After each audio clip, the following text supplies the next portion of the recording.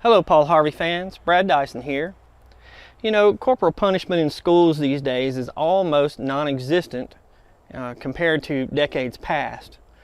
It wasn't so much the pain of receiving a whipping with a flat wooden paddle, sometimes with large holes drilled in it, which some claimed were there for one purpose, to increase the pain. But each time I was on the receiving end, I could hardly distinguish between the drill paddle and the regular one. For me, it was the fear of the paddle that was worse. Just knowing that in a few moments, fate awaited. To tell you about another young boy's fear of his school's corporal punishment and his fate, here's Paul Harvey. The rest of the story. St. Ignatius was a Jesuit secondary school in London, England, a respected academic institution. Al was age 10 when his parents sent him to St. Ignatius. Now, boarding schools of that era were notoriously strict. However, St. Ignatius had a ferocious reputation. The Jesuits were enthusiastic promoters of corporal punishment, their theory being that a little hell on earth might encourage young boys to avoid the real thing. And so the slightest offense was vigorously, ceremoniously punished. At St. Ignatius, the most frequently employed disciplinary device was a cane made of very hard rubber. The degree of misbehavior would determine the number of blows to the back of the hand. It is said that the punishing priests struck with such force that the recipient's hand would be numb after 3 strokes, and therefore 6 strokes, 3 for each hand, was usually the extent of a day's punishment. And should an offense merit more, say 12 strokes, then the offender would be required to return the following day to receive the complement of his sentence. The physical pain was augmented by mental anguish. Whenever a child's punishment was ordered, he was permitted to choose when the sentence was to be carried out, either during first morning break, or at lunchtime, or mid-afternoon, or at the end of the day. Invariably, the youngster would postpone the ordeal until the latest possible moment. He spent his agonizing hours in anticipatory torment. When the hour of punishment finally arrived, the errant boy would report to one of the priests, and solemnly the child's name would be inscribed in the register along with the number of strokes to be inflicted.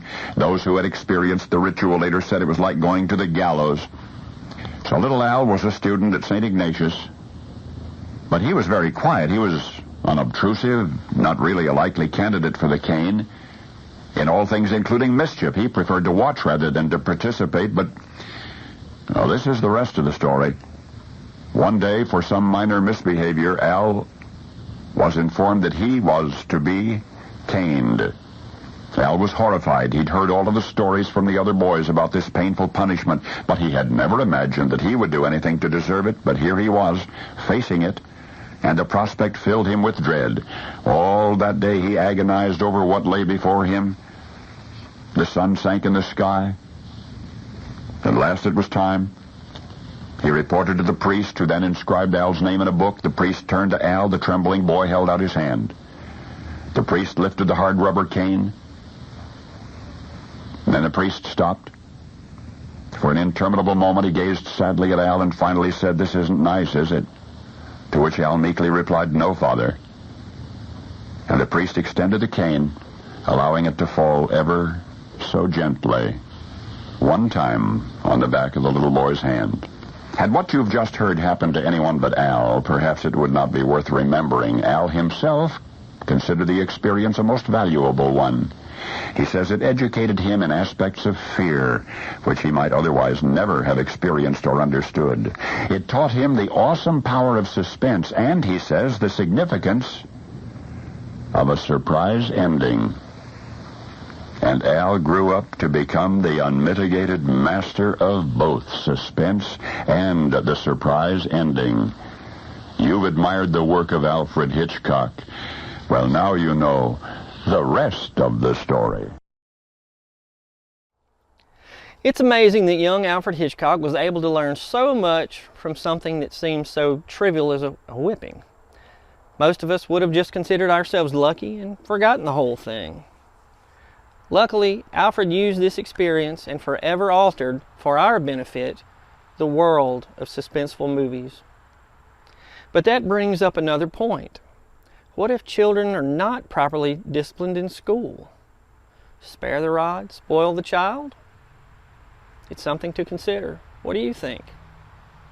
I'm Brad Dison. Thanks for watching.